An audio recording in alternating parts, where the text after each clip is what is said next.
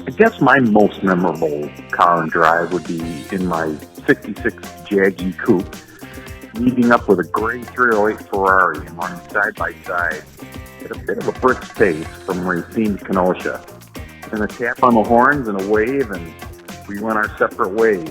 It was one of those rare moments where all the moons aligned. It just stuck. I guess I'd follow that up with when I was working at a restoration and body shop. I had the opportunity to drive a 512 BB Ferrari that we were working on, and I didn't fit in it worth a damn, but it was kind of like a first date. It was awkward but unforgettable. It was that was the first Ferrari I'd ever driven. And I guess my third pick would be driving my NSX with family and our epic drive friends on the tail of the Dragon. That was a blast and a bucket list drive for sure. For an honorable mention, I guess I'd have to go with a drive to Road America with my wife when at that time we were dating in her Triumph GT6. We were going to Road America and it was her first time there. I had told her it was just north of Milwaukee, and we had a blast on the way up. The closer we got, the more cars that were heading that way we were kind of recognized, and the pace kept picking up, and we had a great day, and again, later got married. And as I recall, Brian Redmond won the Formula 5000 race that day.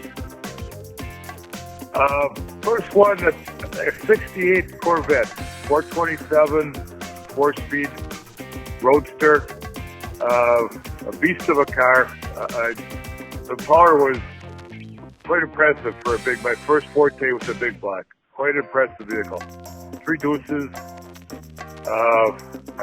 Things I remember about it was harder than hell to steer this car, especially going slow.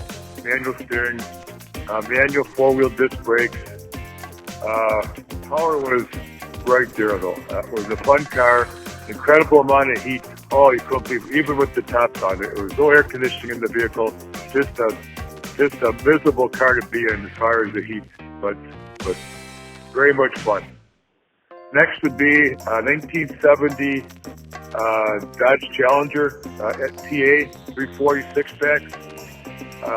Very nice car, extremely revvy, 3,000 to 6,000 RPM. Pulled very hard with the 3 deuces kicked in. A very fun car to drive. Handled pretty well. Braking wasn't phenomenal, but was there for its day. A fun car. Last would be my Roush Mustang. Again, the whole package. Handling good, braking phenomenal. Power's good. Not a rattle or squeak to be found in the vehicle. They come a long way at Ford. I gotta tell you that.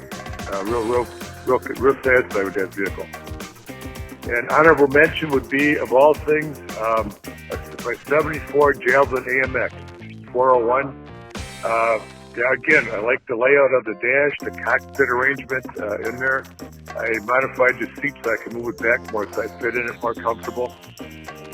But a very nice car. Again, no rattles, no squeaks, no wind noise. It was a nice car. Down on power, it was a mission car.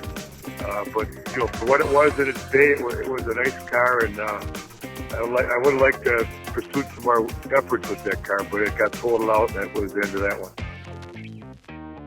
I bought the Corvette in 1978. I'm the second owner. I still have the car.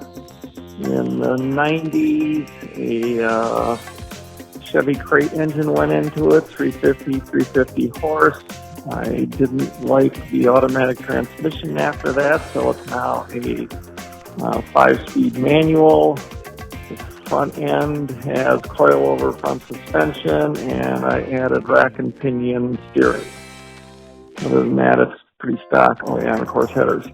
The story I wanted to share was somewhere in the early 2000s, I had the car up at Road America for a track day. The track day consisted of street cars, and the only real rules were no passing in the corner. The story is I was going into corner 12, Canada corner, checking my rearview mirror, and here's a C5 coming up on me, pretty hot. Obviously got a lot of horsepower, and I'm thinking C5 versus C3, well, we'll see.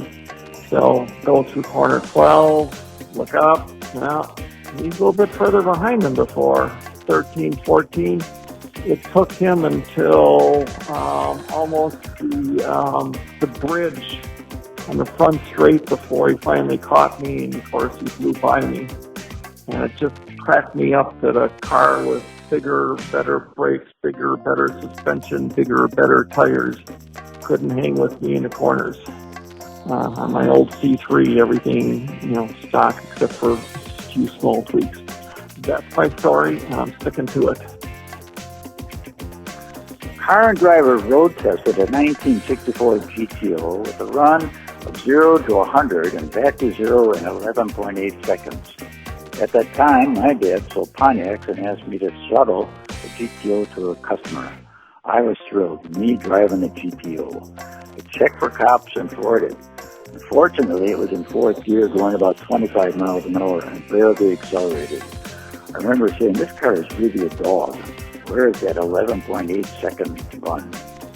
My first new car was a 1970 MX. It was the muscle car era when it was expected that you would hop up your muscle car. So with no experience, but with an EMC technical service mania in hand, I installed a Holly double pumper, Offenhauser manifold, hooker headers, and radical crane hydraulic cam kit. Somehow I succeeded and the car was a lot faster.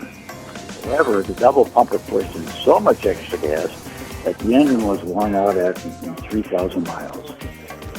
After sitting idle for 45 years, the same car now has a new engine, an even more radical solid lifter cam, and another double pumper. What am I forgetting here? In 1963, my friend Mitch bought a used 1957 TR3. We filled in a few rust holes of Bondo and painted it red. We thought cruising around town in a red convertible with a 4-speed end was a cat's meow. Before heading to college, Mitch sold it to a high school buddy for $500. Unfortunately, the trans failed a few months later, and it cost him another $500 to repair. Big money at the time.